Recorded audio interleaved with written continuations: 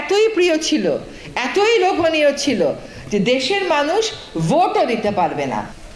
আমাদের শুধু একটাই আহ্বান থাকবে যে আপনারা বুঝে শুনে ভোট দেবেন, যাতে ভোট দেওয়ার পর বলতে না হয় অমুক নেতা ভালো না।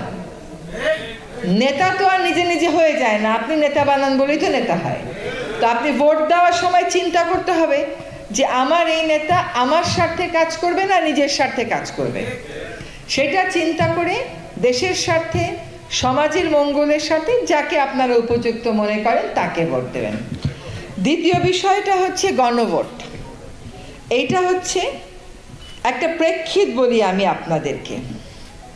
গত জুলাই আগস্টে যে একটা আন্দোলন হলো, এই আন্দোলনটা তো শুধু শুধু হয় নাই। 53 বৎসর যাবৎ দেশের মানুষ সম্মানিত বোধ করে নাই।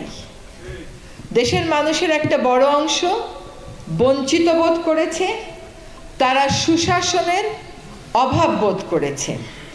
তারা মনে করেছে তাদের নেতারা তাদের কাছে জবাব দেয় না, তারা মনে করে প্রশাসনের কাছে গেলে তারা ভালো ব্যবহার পায় না, তারা মনে করেছে সমাজের একটা গোষ্ঠী সকল সুযোগ সুবিধা পেয়ে যায়, অন্যরা সারাদিন হাড়ভাঙা খাটুনি খাটে, কিন্তু তারা কোনো রাষ্ট্রীয় সরকারি সুরক্ষা পায় না।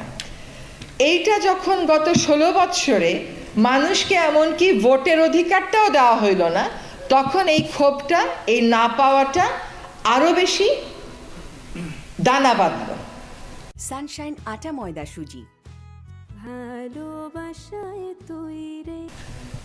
গত অনেক বৎসর শান্তি মনে ভোট দিতে পেরেছিলেন? বা যাকে ভোট দিতে চেয়েছিলেন তাকে পেয়েছিলেন ব্যালট বাক্সে? বা নিজেরা গিয়ে ভোট দিতে আগ্রহই তো বোধ করেন নাই। এটার ফল কি হলো? আমাদেরকে কোনো কথা বলতে দেয়া হলো না। এবং একটা পরিসংখ্যান বলি, শুধুমাত্র আমরা একটা গুম কমিশন যেটা করে দিয়েছি, 1900 অভিযোগ সেখানে জমা পড়েছে। দেশের আইডি কার্ড আছে এমন 1900 নাগরিক নিখোঁজ হয়ে গেছে, তাদের খোঁজ নেই।